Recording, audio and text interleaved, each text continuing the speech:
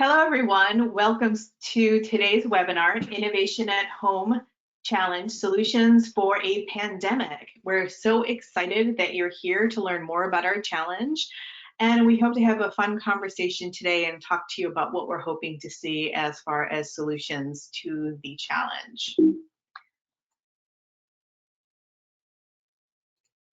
So just one slide about us. So my name is Katherine Houghton, and I run the Center for Health Experience Design, which is powered by MadPow. And it's a community of more than 800 professionals and a range of organizations in the health space. And we include fledgling startups and global corporations in our organization. We are a part of MadPow, which is a purpose-driven strategic design consultancy working with industry leaders to create social impact. Since 2000, we have leveraged strategic design and the psychology of motivation to create innovative experiences and compelling digital solutions that are good for people and good for business.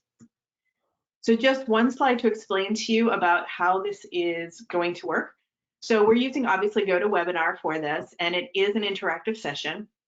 So on the right-hand side, you should see a control panel. If you have any questions that arise during this, just free to type them in over there on the right-hand side. And we have time reserved at the end to answer your questions. And hopefully we'll present maybe 40 minutes or less, and then we should have plenty of time for your questions as well. So I already introduced myself. My name is Katherine Houghton, and I'm the director of the Center for Health Experience Design. And also on the line, we have Dustin DiTomaso, who's our Senior Vice President of our Behavior Change Design Group at MadPow. Want to say hello, Dustin? Hello, everybody. Welcome. So I invited Dustin to come along because it is actually his idea to do this design challenge. And we were talking about things that people were struggling at home, and it came out to a lot of people are having to suddenly do behavior change. All of our lives have upended, and you're having your children at home all day, and you're trying to come up with things to do to keep them entertained, keep yourself entertained, or if you're home alone, like what else can you do with your friends or roommates while maintaining social distance? So Dustin has suggested the idea that wouldn't it be fun to tap the minds of child or people that can think like children to come up with a better way to encourage better hand washing, less face touching, and mask wearing. And that's imaginative solutions, because again, we're not looking for an app. That's not what this challenge is. We want you guys to go crazy and come up with something that's fun, something that a child would love to create. So Dustin, do you want to say a little bit more about that, about the impetus for this challenge, or? Yeah, I think that was a pretty crisp explanation. I would also say, you know, we've seen already in the early days of, you know, the uptick in COVID cases, different design challenges for adults and grown-ups. And it just occurred to me, you know, I've got an 8-year-old at home, and thinking about, man, could she use something to do? Could many parents use some structured beneficial activities for their kids to do? And this just seemed like a great opportunity to help, you know, one, get kids doing something, two, help them learn about responsibility, and three, really tap into the innovation and Mm-hmm. creativity inherent in all kids. Great, thanks, Dustin. So I already said I know some people have joined, but like I said, we're looking for something children come up with. So this is not an artificial intelligence, high-tech, build a full-blown app kind of solution, okay? And we'll say a little bit more as we go through. So for the challenge, there's 4 criteria that we're really looking for to tackle hand washing, stopping face touching, and mask wearing. And they're pretty basic. They're workable, appropriate, transformational, and wild. And I'm going to dive into a little bit on each of those. So first off, what do we mean by workable? So we want it to be something that can be built in the house using easy to find materials. So I was thinking of that scene in Apollo 13 where the astronauts were running out of oxygen up in the the spaceship or rocket or whatever it's called, and they had to connect a square hole to a round connector, and they only could use the stuff that was in the whatever missile vessel, whatever it is. My NASA terminology is losing me right now. So They were not in a missile. Yeah, I know. What is it? I don't know. The That. spaceship? I don't know. Anyway, so we want you to use the Legos, the art supplies, your kitchen utensils, if you have a 3D printer, whatever you have around the house to design your solution. And I also want to make it very clear that you don't have to actually use anything physical like a hardware. You don't have to necessarily build something. It could be a game, or it could be a point chart. I mean, anything goes. We really mean anything goes. You want something really out there, but we don't want you running out to buy stuff or ordering stuff on Amazon. Like, just kind of put it together with whatever is in your house. This shouldn't be a huge, any investment in cost. It's just time and fun is what we're looking for you to invest into this. We also want the solutions to be appropriate. So what we are looking for, depending on which prize you want to go for, is that to develop a solution that increases awareness of how often we touch our faces and an intervention to prevent it. So we have some examples coming up later, but it's just like, how do you know that how do you recognize that you're touching your face? How do you stop it? Is there a way to make it easier and more fun to wash our hands more thoroughly and more often? So there's all this stuff going out right now about, hey, here are great songs to sing, something along those lines. Like, how can we make it more fun and easier and to do it thoroughly and more often? And the last one we had is also about how can you design a creative way to encourage the wearing of face masks? When you go out, how do you make sure that everybody in their family or everybody in your group knows that they have to be wearing a mask and how the mask should be worn? So we're also looking for transformational ideas. So what we're thinking about is, how might you change the environment to make the behavior change easier and automatic? Like, is there, like, you rearrange things in the house that you can't leave, you have a storage place for masks at the door, or there's some routine you come up with, so you don't have to always force yourself to remember to do things. Like, another example is, instead of putting up a sign in the bathroom, like, I know the CDC has all these posters that you can print out, which shows both for kids and adults about here's how to wash your hands, but things like that we see in the beginning and then they start becoming invisible. But like, if we went out there and went a little bit wacky, it's like, could we train our pets to bring us soap as a reminder, or a dog to bark every time you touch your face? Like, this is the kind of ideas we're talking about. So kind of fun, creative, transformational. We're also looking for wild examples. So zany, inspirational. Here's one I took some images and hacked up. Like, what do you do if somebody has a face touching violation? Is there penalties? Is it, like I said, this is more the game kind of concept that we have, is join together as a group. I mean, you can do it by yourself as well, but you can do this over a phone call or a Zoom conference call or with your family. Build and test prototypes. Teach your kids and each other the value of design thinking and building and testing. And we really are looking for wild ideas. The wilder, the better. Dustin, you got anything you want to chime in with? Well, I like this idea of, can it be both wild and potentially effective, right? How can we push the boundaries, particularly with the imagination from kids, to design solutions that just might work? So on the web page for the design challenges, we do have some resources available for you. So I mentioned, like, the CDC has posters and things. So if you go to the CDC hand washing resource, there's a bunch of stuff in there about technique. There's articles in the New York Times about how to stop touching your face, the WHO from how to and when to use face masks. We also included Amy Bucher's newest book, Engaged, Designing for Behavior Change. And we're also asking for 3 things about how you actually submit your solutions. There is a video portion of it. So I have some tools here, such as like how to make a skit, how to create a storyboard, some videos, and like what is design thinking, and some other inspiration. But then we have 3 prizes, and each of them is a $100 gift card. And the gift card is, you get to pick, but we were looking to give you a gift card to a locally owned small business of your choice. So not only are you able to give your family, inspire others better ways to maintain their health, but we're also looking to support locally owned businesses. So that is, it could be a toy store, it could be a coffee shop, it could be a restaurant, whatever you want to support in your community. So there are 3 prizes. We've got one for face touching, one for hand washing, and one for mask wearing. You can apply to all 3. You could maybe throw this whole a different solution for each one. You might submit one solution that might fit a couple of these. It's really up to you. You can enter in different solutions as many times as you want. So what you need to submit, first off, is we're looking for a written description, like, what is this thing? Up to 2,250 words. You can do it in 300 words. We're just giving you an upper limit because some people are very verbose.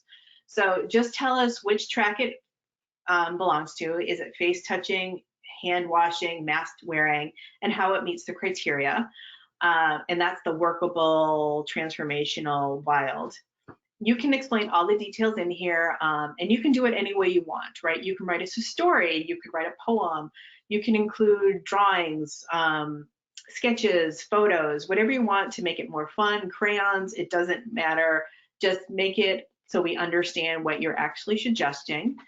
Then we're also asking for a brief video. So what does it actually look like? If it is a process, like have people act it out? If it's like homemade signs, show us what they look like. And this could be something really simple, like just record it on your smartphone and perform a skit and upload it to YouTube or Vimeo or something.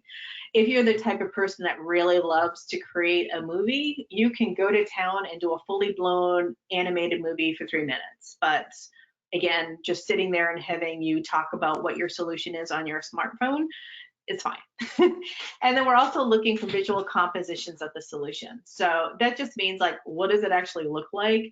Like if it's a process, like, you know, we do this and this, or how to build something. So just give us sketches or photography. Just take some photos. It could be a storyboard or cartoon, which is why I put those tools in there. It could be a diagram or a model. It's kind of up to you. It's just how would you visually communicate what it is. So it could be a photo of your bathroom or your kitchen sink, or your dog doing something, and cats are welcome to participate as well. So it's something along those lines. Now, the one thing we are asking is that children are welcome to participate for obvious reasons, because this is really targeted at them. Like, we want kids involved in this whole thing, but we do ask that there be a partnered with an adult if you're less than 18 years old. And we do ask that you submit a consent form. It's over here on the right-hand side. It's available on the website. It's on the submission form. Just download it, sign it, upload it. You can take a photo with it of your phone. If you don't have a scanner, that's fine. And just include it with the submission when you enter it in. And this is what the design looks like. So it's a very simple form. Again, if they're children, the presenter will consult. What prize are you entering? Is it face touching, hand washing, mask wearing? And then we're asking that your 3 things, the description, let me get to it, the brief video and the visual compositions just be links. So the only physical thing you will upload is the parental consent form if it's relevant. And other than that, just put it on Google Drive, on open link on Dropbox, you know, YouTube, Vimeo, just some way we can access it easily on the public web. Just a little bit about our judges. So we have people from the MadPow team that will be looking at it. We have Amy Haymans, who is the co-founder and CXO of MadPow. We have Dustin, who's on this phone call right now. We have Jen Brazelli, who is our Vice President of Experience Strategy and Service Design. She is also a former high school teacher, so she totally gets the mindset of children. And Brady Bonus, who is our Senior Vice President of Experience Design. You have until May 8th at midnight, well, 11:59, to upload your submissions. We aren't taking anything late, and you can start entering it in now today, all the way up until May 8th at midnight. And then we're gonna, you can go and look to our website, which is centerhxd.com, for details, resources, and inspiration. It's linked on the home page. So if you just go to centerhxd.com, you'll see the link to the challenge. It's right there on the home page. It's also under collaborations. And I can also send out the link to everybody who registered for this webinar. So that's will be coming out shortly. And then we ask that as we try and get more and more people involved in this, if you could share on Twitter, Facebook, and LinkedIn, and use the hashtag innovation at home. You might want to share your process photos or whatever you're doing to get people excited about this challenge and get kids involved in something really creative and important at this time. So we're going to be taking everything, building up a web page with all the submissions and the award winners, and we'll be announcing the winners on June 5th at 2020, and I will be reaching out at that time to announce the winners and also find out what local business that you would like to support. So that was a quick run through of the challenge, and we have now reached the Q&A portion of this. So let me go over to the question section. Again, you can just enter it under questions in the control panel. And nothing's come in so far. So what are your initial thoughts about this, Dustin, as we kill some time, as we wait people to come up with some questions? Well, I think my initial thoughts are, well, so I don't want to sway direction since I am on the judging panel, but I will. I would be very much looking forward to see things that are made or constructed. I like the idea of making prototypes or devices, or simply using the that old dog cone you have somewhere in the garage or the attic to put on Dad's face so he doesn't touch his face. I'm looking for these kinds of built ideas that we may use from items around the home. I know I can, if I send the 8-year-old here out to do some creative construction, I know that's exactly the kind of treatment I'm going to get back. So yeah, I'm looking to share in those kinds of solutions. Yeah, my thought, like I said, there's also things like games. Like designing a game is not easy. So if you decide to go down something more, not like a 3-dimensional object, you might want to record your process as part of your visual submission. Like, what did you start with? What are the iterations you went through? And then what did you end up with? We'd be curious again to see how you arrived at your solution and your kind of thought process and testing as you went through it. And we'd love to hear your insights about what worked and what didn't work. As you write up that written description of things about why you think this is a good solution and what insights you got through the prototyping and testing phase of these solutions. Still no questions. Oh, I got one. Yes, would a 3D printed solution be considered something that would be done at home and a possible competition winner? Yes. Like I said, we don't want you to buy anything, but I know some people have 3D printers at home, so that would be perfectly acceptable. But don't go out and buy Ultimaker or something in order to participate. So as I said here in Workable, I actually do specifically call out 3D printers. And like I said, it could be a kitchen utensil. You might use all those wooden spoons you have gathering around. So like I said, it's just use anything that's in the house and it's all fair game. It's just we're not looking for a massive, like I said, an app is not really what we're looking for here. But if you have a sensors network in your house, you might be able to use that. But that's not, again, really the expectation is to go that crazy. This really is about children and their creativity. Dustin, can you see that second question? I can't see any of the questions, and I don't know why. I'm having trouble getting my mouse over there. Hold on one sec. I'm trying. Oh, geez. I'm in the Yeah. questions area, but do not see Oh, it. great. Now there's all these questions are coming in. My mouse will not go over onto that screen. Let me see. Sorry, I'm coming. I'm trying. I'm really trying to get over there. I am stopping sharing my PowerPoint in order to see if that will release my mouse. Okay, here we go. The idea has to be realistic and practical, right, or just fun and creative? Because the examples you mentioned about your pet reminds you is not the kind of thing you apply. Because the example you mentioned about your pet reminds you is not the kind of thing that it could apply to everyone. It can be fun and creative. I mean, not every dog can be trained, but some dogs can. So fun and creative is fine. I don't expect it to be a universal solution. But yeah, I mean, if your dog is the type, or heck, if your cat is the type that is willing to get involved in this, go for it. But again, it's not the fact that every house pet is going to be able to do this. So we're kind of looking for inspiration. So if it's a one-off thing, that's totally fine. Can the idea be can the idea be targeted to a specific age range? Or does it have to apply to all ages and be mindful of super young kids? You absolutely can target it to a specific age range. Like I said, it could be kids designing for their parents or kids designing for their siblings.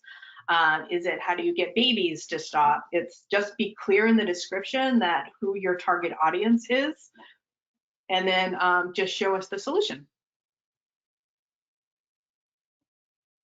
These are good questions. Let me see, so I get another one in.